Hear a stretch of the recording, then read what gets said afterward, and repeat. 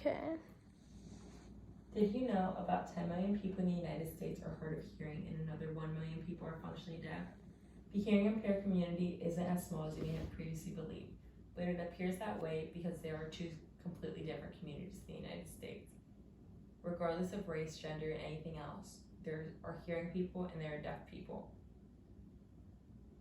Famous deaf people such as Beethoven and Edison have contributed to society with things that not only benefit the deaf community, but the hearing community as well. In 7th grade, I took an introductory American Sign Language course, and I immediately fell in love with the beauty of the language.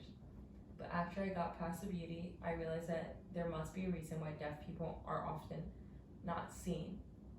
Deaf people are at a disadvantage when placed in the hearing world due to a lack of accessibility, misportrayal media, and the need to accommodate to hearing people rather than it be the other way around.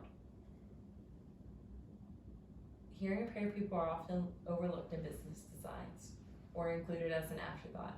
For example, in movie theaters, hearing people can easily watch a movie, but deaf people have to use closed captioning devices that are placed into a cup holder and then having to read the captions while looking at the screen at the same time.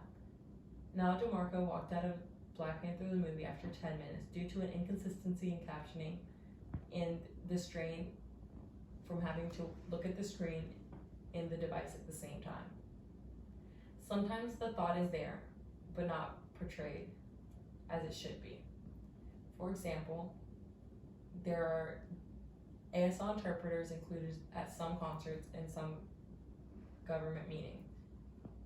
But there are often times when people abuse this accessibility given to these deaf people and people impersonate these interpreters, causing these deaf people to no longer have the accessibility they were given to this place.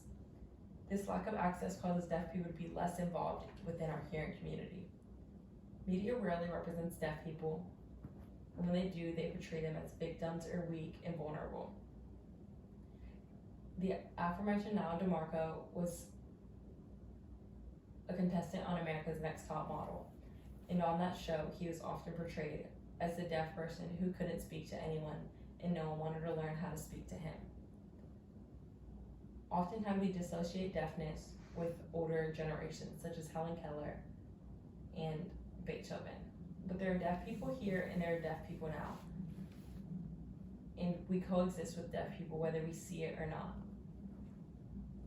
The media causes them to be ostracized due to the lack of portrayal.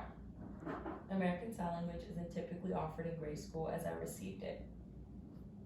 So only deaf people really know American Sign Language, or people who are forced to communicate with deaf people. In turn, deaf people have to learn to read lips or speak or just write everything down that they want to say. At work, there were 3 deaf regular customers and none of us ever knew what to do when they came in.